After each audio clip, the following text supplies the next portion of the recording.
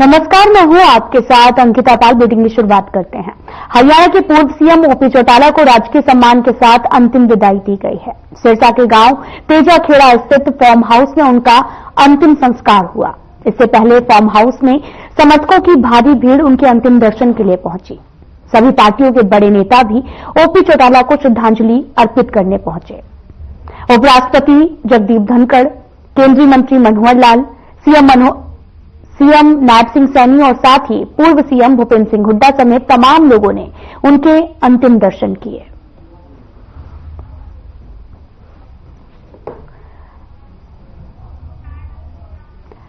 ये 4 तस्वीरें हम आपको दिखा रहे हैं, जहां पर जगदीप धनखड़ श्रद्धांजलि देने के लिए पहुंचे, अंतिम दर्शन करने पहुंचे।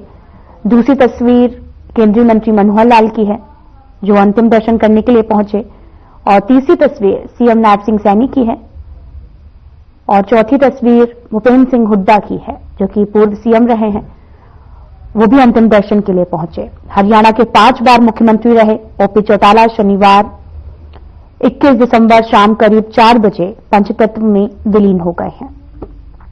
सिरसा के गांव तेजाखेड़ा स्थित फार्म हाउस में राजकीय सम्मान के साथ उनका अंतिम संस्कार किया गया।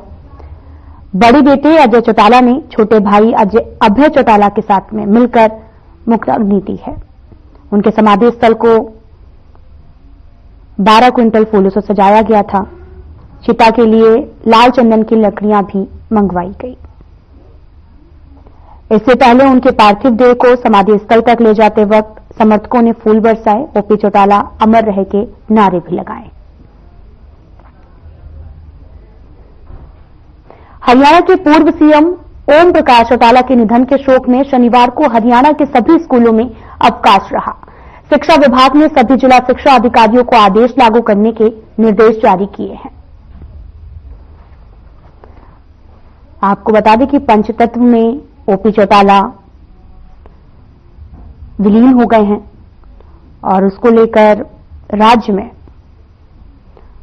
बच्चों के स्कूलों को बंद किया गया। हरियाणा के सभी स्कूलों में अवकाश घोषित किया गया।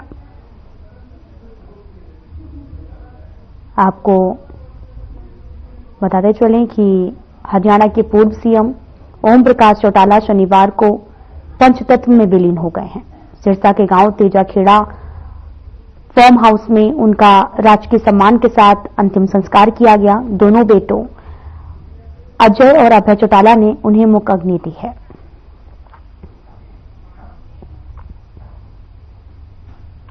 फरीदाबाद में rotary club of Faridabad NIT द्वारा साई धाम में सर्विकल कैंसर वैक्सीनेशन कैंप का आयोजन किया गया।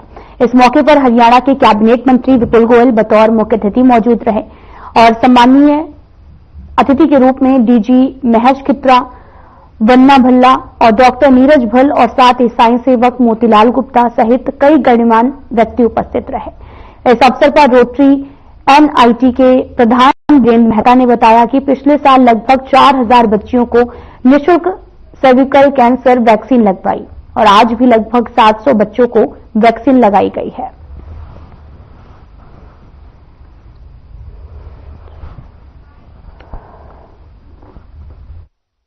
आज ये रोटरी ने और जो तुम्हारे आधार पुना वाला इंस्टीट्यूट जो उनका सीरम इंस्टीट्यूट सभी ने मिलकर जो ये आज इसकी शुरुआत जो की है और यहाँ पर आज 700 बच्चों को वैक्सीन लगाने का काम होगा। 15,000 का इनका टारगेट है और उन्होंने ये भी कहा कि इस टारगेट को हम बढ़ाएंगे।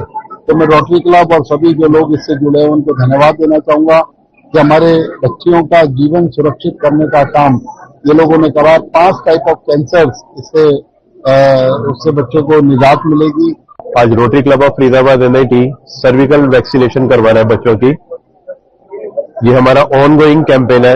लास्ट ईयर हमने 4000 से ऊपर लड़कियों को वैक्सीनेट किया था। ये हमारे क्लब के फिगर है, डिस्ट्रिक्ट के नहीं है। इस बार हमारा 2500 लड़कियों को हमने वैक्सीनेट कर रहे हैं। स्पॉट पूना वाला जो CSR प्रोवाइडर है ये उसकी मदद से हो रहा है और साथ में डिस्ट्रिक्ट 301 वाला है।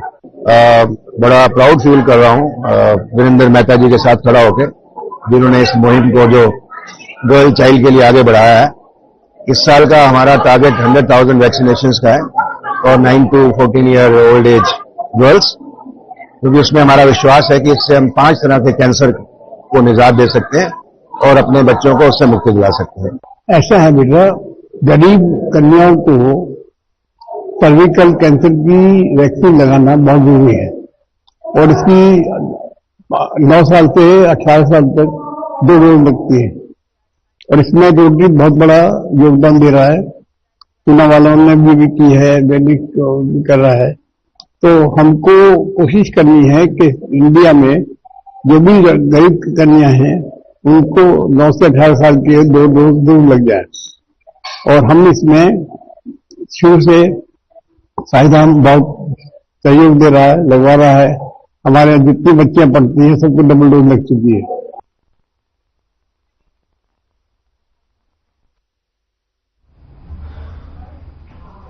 पिछले काफी समय से कैथल के वार्ड 12 में सीवेज व्यवस्था चरमराई हुई है। हरियाणा सरकार तो जनता के हित की योजनाएं लागू करने में कोई कसर नहीं छोड़ रही, लेकिन अधिकारियों की लापरवाही के कारण जनता को परेशान होना पड़ रहा है। पिछले काफी समय से वार्ड 12 की कई बस्तियों के लोग इस समस्या से जूझ रहे हैं। हालात यहां तक हैं कि जल्द ही समस्या का समाधान नहीं हुआ तो गलियों में जिस तरह से गंदा पानी है, कहीं बच्चे बीमारियों की चपेट में ना आ जाएं।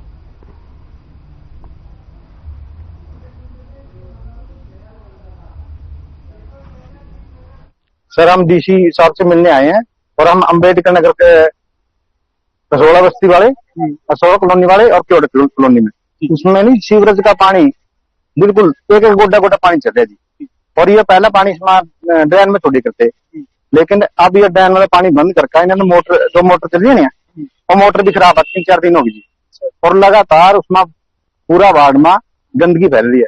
हम इसके बारे में कई बार मिल चुके हैं, इनका कह चुके हैं, लेकिन इसके बारे में कुछ भी समाधान नहीं करते। समस्या सीवरेज आ गई है भाई, सीवरेज तुम्हारा गंदगी फैल रही है सारा ही, और कोई प्रशासन को सुनो नहीं रहा। होसलवा फोन करा के तक गोली दे हमने तो। पब्लिक हेल्थ के अधिकारी क्या कह रहे हैं? पब्लिक हेल्थ के अधिकारी लोग गए थे जो वार्ड में एमसी करावा, एमसी पब्लिक ने बुलाए रखा होगा है। पब्लिक की बात नहीं सुनता तो क्या नौकर है, पब्लिक का नौकर है एसडीओ। उसी कह दिया है ना एसडीओ में ठोक का कहूँ भाई, ठीक है नहीं, मैं एसडीओ के खिलाफ कार्रवाई बिठवानी है। हमारा पानी तो तुम्हारा बच्चे बीमार होने वाला काम हमें फायदा कुछ है।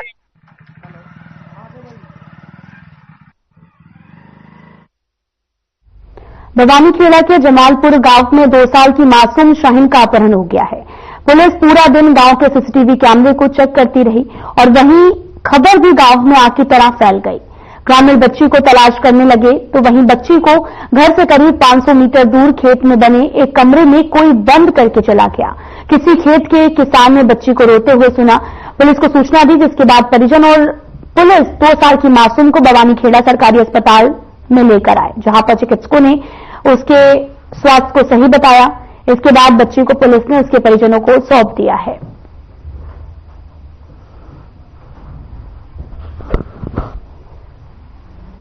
हमें कंट्रोल रूम के माध्यम से सूचना मिली कि जमालपुर गांव में कोई 2.5-3 साल की बच्ची है जो गुम हो गई है घर से खेलते हुए।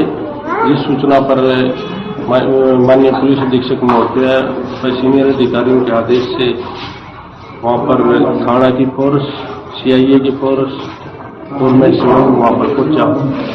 गांव के मौजूद लोगों की सहायता से गांव में सर्च किया गया।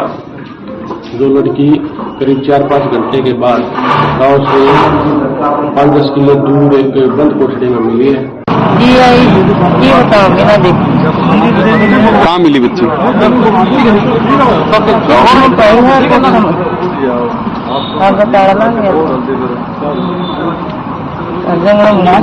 ठीक है जी, बहुत बहुत धन्यवाद। एक बच्ची स्वस्थ है? ठीक है जी, डॉक्टरी कर दी डॉक्टर ने बोला ठीक है, सही सलामत है, सब हो तो दवाई और करवाओ, नहीं तो ठीक ठाक है तो हम सहमत हैं। लड़की का अपहरण हुआ था। हम जो आपको फोन कर आई हुई थी, मेरे पास उनकी फैमिली का किसी बंदे का फोन गया, सरपंच साहब ऐसी लड़की का अपहरण हो गया, किडनैप कर लिया गया, लड़की बरामद नहीं हो रही।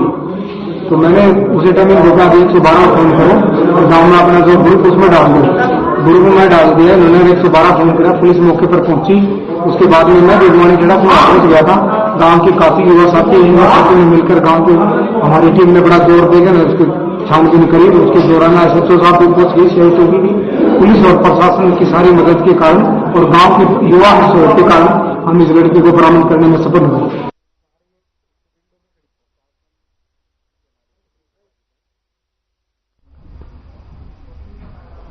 फतेहाबाद के गांव बड़ोपल के पास में बदमाशों और पुलिस के बीच में मुठभेड़ हो गई, जिसमें 2 बदमाशों की मौत हो गई है। जानकारी के मुताबिक कैदी रवि को पेशी के लिए ले जाया जा रहा था। इसी दौरान 3 बाइक सवार बदमाश आए, पुलिस की गाड़ी पर फायरिंग कर दी और फायरिंग के दौरान बाइक पर सवार एक बदमाश और साथ ही आपको बताते चलें कि सवार एक बदमाश और पेशी के लिए जा रहे थे और कैदी रवि की मौत हो गई है, तो वहीं एक पुलिस कर्मचारी भी गंभीर रूप से घायल हो गया है।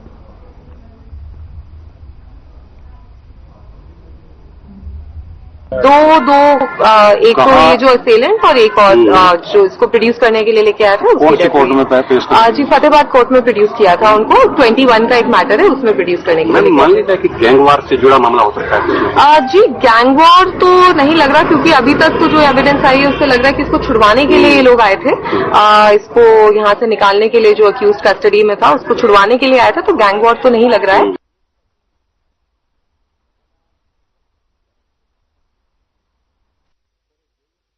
आपको बता दें कि पूरा मामला फतेहाबाद से सामने आया, जहां पर पुलिस और बदमाश के बीच में मुठभेड़ हो गई है। पुलिस और बदमाश के बीच में मुठभेड़ का मामला सामने आया और जहां पर 2 बदमाशों की मौके पर मौत हो गई है।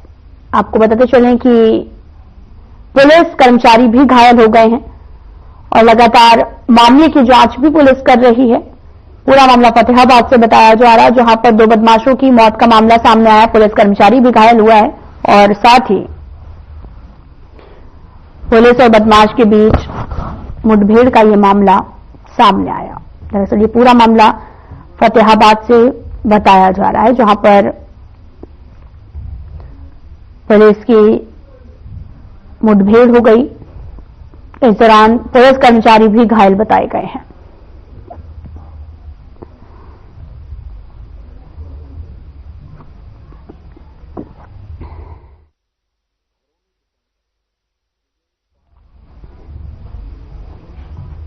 पलवल शहर में कई स्थानों पर नगर परिषद की बिना अनुमति के खुलेआम मास्क की बिक्री हो रही है, जिसको लेकर स्थानीय लोग हरियाणा के खेल राज्य मंत्री गौरव गौतम से मिले और खुले में हो रहे मास्क की बिक्री पर रोक लगाने की मांग की। इस मामले में खेल राज्य मंत्री गौरव गौतम ने भी इस बारे में अधिकारियों से जल्द खुलेआम दुकानों पर बिक रहे मास्क को बंद करने के आदेश दिए हैं। साथ ही नगर परिषद की बिना अनुमति के पलवल शहर में कई स्थानों पर खुलेआम मास्क की बिक्री हो रही है, जिसको लेकर स्थानीय लोगों में सालों से भारी रोष है और खुलेआम हो रही मास्क की बिक्री पर रोक लगाने के लिए लोग कई बार नगर परिषद के आला अधिकारियों से लेकर प्रशासनिक अधिकारियों और नेता तक गुहार लगा चुके हैं। लोगों ने भी कहा कि वो आज इस बारे में हरियाणा के खेल राज्य मंत्री गौरव गौतम से भी मिले हैं और उन्होंने उन्हें आश्वासन दिया है कि जल्द ही इन दुकानों को आबादी वाले क्षेत्र से बाहर किया जाएगा, जिसके लिए वो हरियाणा के खेल राज्य मंत्री गौरव गौतम का तहे दिल से धन्यवाद करते हैं।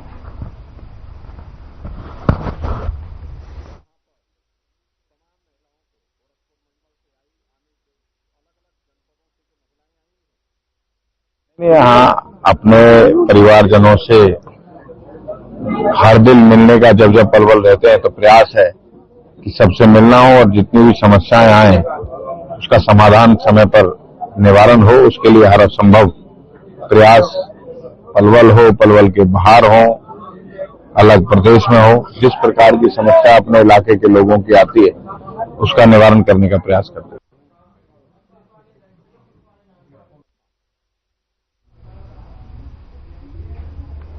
फरीदाबाद की ट्रैफिक व्यवस्था को अब बेहतर करने की कवायद शुरू हो चुकी है, जिसके तहत आज डीसीपी ट्रैफिक जसलीन कौर ने बल्लभगढ़ का निरीक्षण किया।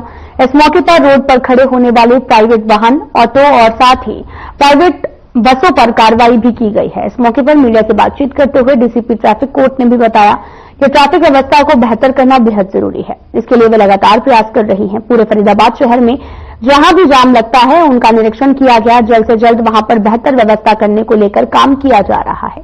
साथ ही सड़क पर खड़े होने वाले ऑटो और प्राइवेट बसों के खिलाफ भी सख्त कार्रवाई की जाएगी ताकि सड़क के ऊपर जाम न लगे।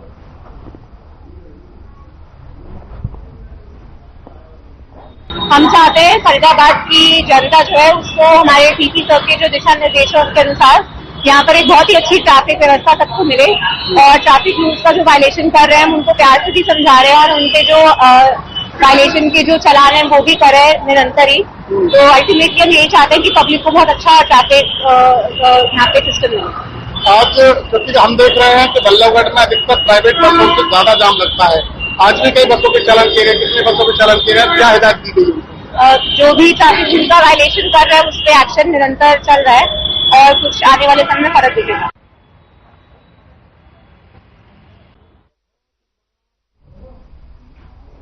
हरियाणा के रेवाड़ी में अवैध तरीके से रह रहे बांग्लादेशी और रोहिंग्या लोगों की पहचान कर उन्हें यहां से निर्वासित करने के लिए पुलिस अधीक्षक गौरव राजपुरोहित के दिशा निर्देश पर 1 महीने के लिए जांच अभियान की शुरुआत की है। इसका उद्देश्य जिले में बढ़ते अपराध, नशाखोरी की तस्करी पर अंकुश लगाना है और इसी कड़ी में आज थाना मॉडल टाउन प्रभारी के नेतृत्व में भारी पुलिस बल कंटेनर डिपो के नजदीक बनी झुग्गी झोपड़ियों से जांच के लिए पहुंचा तो लोगों में अफरा तफरी का माहौल बन गया, जिसमें रिहायशी प्रमाण पत्रों की बारीकी से जांच की गई। इसके लिए डॉग स्क्वाड की भी मदद की जा रही है। यह अभियान 12 दिसंबर को शुरू किया गया जो कि 12 जनवरी तक चलेगा।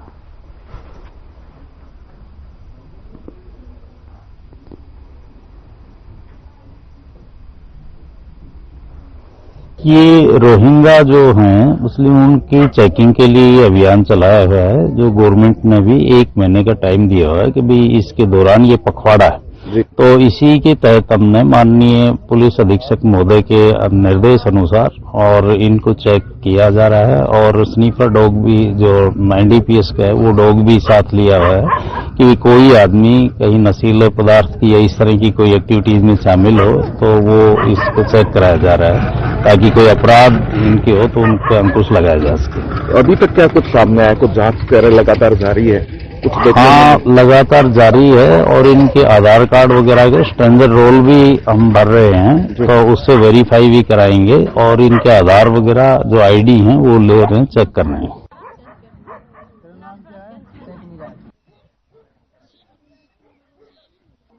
फरीदाबाद शहर कहने को तो करीब 7 साल पहले कैटल फ्री घोषित कर दिया गया था, लेकिन आज भी स्मार्ट सिटी फरीदाबाद की तस्वीर वैसे ही दिखाई दे रही है, जहां पर सड़कों पर आवारा जानवर गौवंश घूमता दिखाई देता है। सड़कों पर आवारा जानवरों की वजह से फरीदाबाद में कई दुर्घटनाएं हो चुकी हैं। इतना ही नहीं, हरियाणा सरकार की तरफ से प्रदेश को कैटल फ्री करने के लिए ड्राइव चलाने के लिए कहा गया था, लेकिन फरीदाबाद में निगम अधिकारी शहर को कैटल फ्री नहीं कर पाए हैं।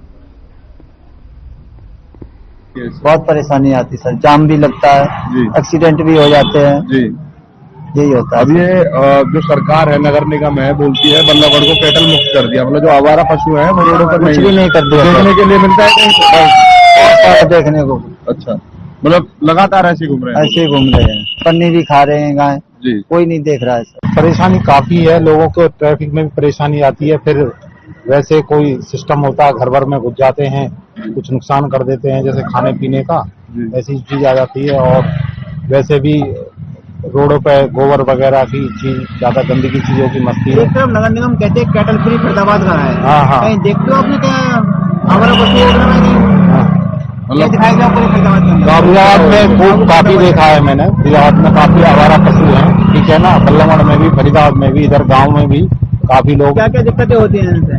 दिक्कतें होती है, यही दिक्कतें हैं कि मतलब गांव में तो खेतों में घुस जाते हैं और वो नाज वगैरह की, गेहूं वगैरह की खेती होती है उसमें चढ़ते हैं वो। इससे इतनी बड़ी परेशानी है कि ये गाय जो घूम रही है इसके दूध को काट लेते हैं और कह रखी है जी हमने डेयरी बना रखी है, वो डेयरी के नाम पे कलंक है, सरकार से बेनिफिट उठा रहे हैं परंतु गायों को रोड पे छोड़ देते हैं, गाय से एक्सीडेंट बहुत हो रहे हैं और सारा आपस में घुस जाते हैं, मोटरसाइकिल है, स्कूटर है।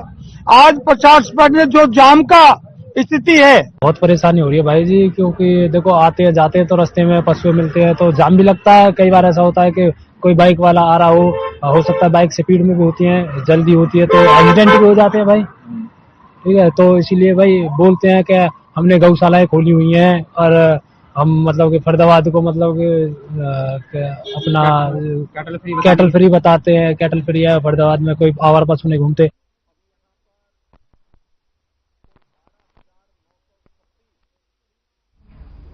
कुरुक्षेत्र में शंभू और खनौरी बॉर्डर पर चल रहे आंदोलन के समर्थन में भारतीय किसान यूनियन चढ़ूनी ने अपना अनशन शुरू कर दिया है। गुरनाम सिंह चढ़ूनी और भारतीय किसान यूनियन के कार्यकारी अध्यक्ष कर्म सिंह मथाना समेत 11 किसान भूख हड़ताल पर बैठे हैं।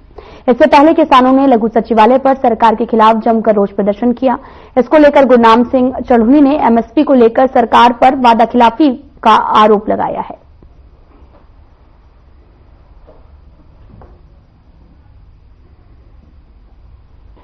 में सरकार ने एमएसपी की बात कही थी कि एमएसपी हम लागू करेंगे और उसके लिए कमेटी बनाएंगे, कमेटी बनाने के बाद उसको लागू कर दिया जाएगा, लेकिन वो अभी तक लागू नहीं की है और उस पे फरवरी से लेके फिर पंजाब में आंदोलन चल रहा है दोनों बॉर्डरों पे, जिसमें हरियाणा पंजाब के किसान शामिल हैं, दूसरे स्टेटों में भी कहीं कहीं आंदोलन हो रहा है।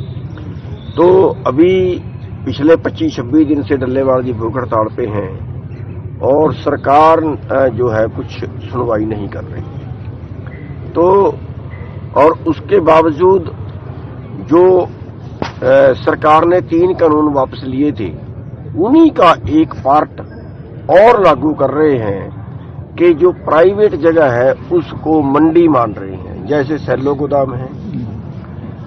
तो अब आगे के लिए क्या होगा, सैलो गोदाम में सीधी जाएगी और मंडी में गेहूं नहीं आएगी। जो मंडी का लेबर है, मंडी के आड़ती हैं, मंडी का बाकी जो है वो खत्म होंगी मंडियां धीरे धीरे।